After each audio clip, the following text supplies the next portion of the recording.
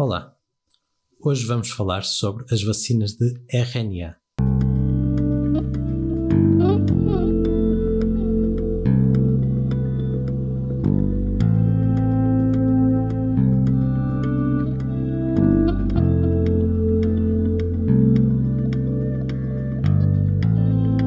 Normalmente os temas que eu abordo neste canal são mais diretamente relacionados com a medicina tradicional chinesa.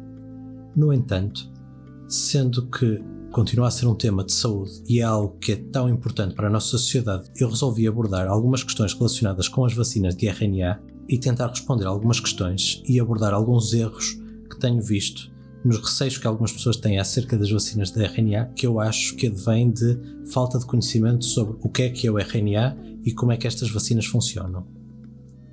Pode parecer estranho eu ouvir falar acerca do que é RNA, sendo que o meu canal é sobre medicina tradicional chinesa.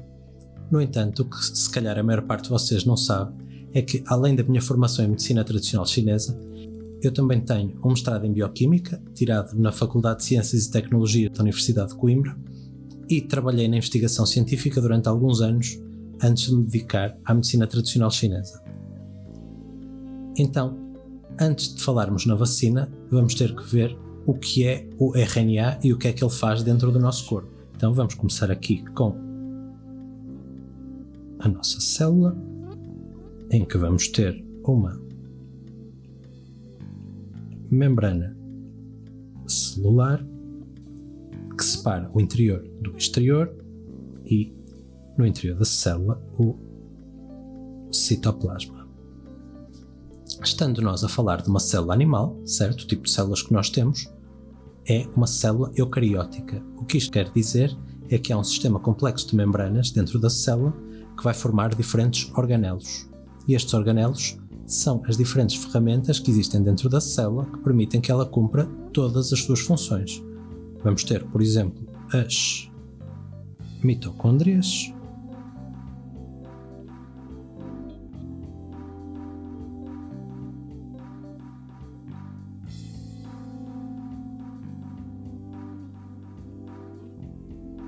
as mitocôndrias vão ser responsáveis pela produção de energia dentro da célula. Vamos ter também, por exemplo, aqui o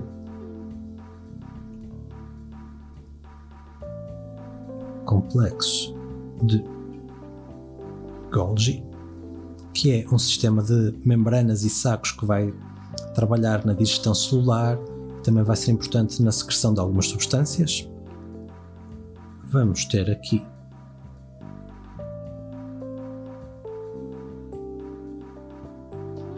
os nossos ribossomas e lembrem-se deste nome porque ribossomas vão ser importantes mais à frente aqui na nossa história. Vamos ter, claro, o nosso núcleo e ligado ao núcleo vamos ter um organelo chamado retículo endoplasmático, que vai estar envolvido na maturação de algumas proteínas. E além disso vamos ter outros organelos que eu não vou mencionar aqui e uma série de solutos dissolvidos ao longo do nosso citoplasma. Dentro do núcleo, como nós sabemos, encontra-se o nosso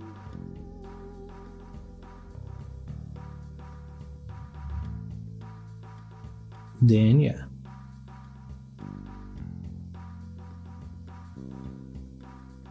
Então, vai ser dentro do núcleo que vai começar a nossa história. Então, dentro do núcleo, nós vamos ter a cromatina. Cromatina não é mais do que o nosso DNA ligado a uma série de proteínas. Estas proteínas vão desempenhar uma série de papéis importantes, desde estabilização da molécula DNA até servir de sinalizadores e muito mais, que aqui não vai ser importante para o resumo que estamos a fazer. E como devem saber, no nosso DNA nós temos diferentes genes, que são zonas de DNA que vão codificar uma determinada proteína. Chamemos-lhe aqui, por exemplo, o nosso gene X, que vai codificar a proteína X. Então, como é que nós passamos de DNA dentro do nosso núcleo a proteínas na célula ou fora da célula a cumprir as diferentes funções dentro do nosso corpo? Para isso, vamos precisar de RNA. E para fazer a passagem de DNA para RNA, vamos precisar de uma enzima que se vai chamar RNA polimerase. E esta enzima vai, através de um processo complexo, ler o que está dentro do nosso gene e convertê-lo para uma molécula de RNA. No entanto, esta primeira molécula de RNA ainda não vai estar pronta para a tradução para proteína. Vamos ter aqui algumas zonas que são denominadas intrões. Estes intrões são zonas do DNA que não são codificantes. Podem ser zonas que servem de sinalização, podem até ser zonas que nós não sabemos qual é a função delas, mas que não vão ser importantes na hora da produção de proteína. Então, ainda dentro do núcleo, vamos ter um processo que vai maturar o nosso RNA e separar esta zona de intrões e eliminá-la, deixando só a molécula de RNA que vai ser importante para a codificação de proteína.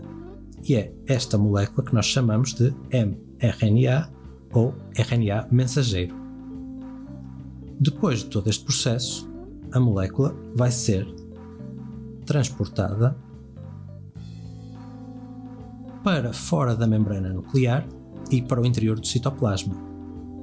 Este transporte vai ser feito através de uma série de proteínas que estão na membrana do núcleo e que são chamadas proteínas de transporte. Estas proteínas vão ter uma ação muito importante porque não só vão facilitar o transporte, neste caso do mRNA, para fora do núcleo, mas vão também controlar quem é que pode sair e quem é que pode entrar para o núcleo. Voltamos então ao nosso citoplasma e vemos que já temos aqui o nosso mRNA à nossa espera. Então, lembram-se daqueles organelos que eu vos disse que iam ser importantes mais à frente, os nossos ribossomas. O que vai acontecer agora é o ribossoma vai se ligar ao nosso RNA, vai lê-lo e traduzi-lo para uma proteína. Neste caso, tínhamos visto que era o nosso gene X, portanto vamos dizer que ele vai produzir a proteína X, que poderá ter uma série de diferentes funções dentro do nosso organismo. Após esta tradução, a molécula de mRNA, uma vez que é extremamente instável, vai ser degradada dentro do nosso citoplasma e os seus constituintes vão ser reabsorvidos.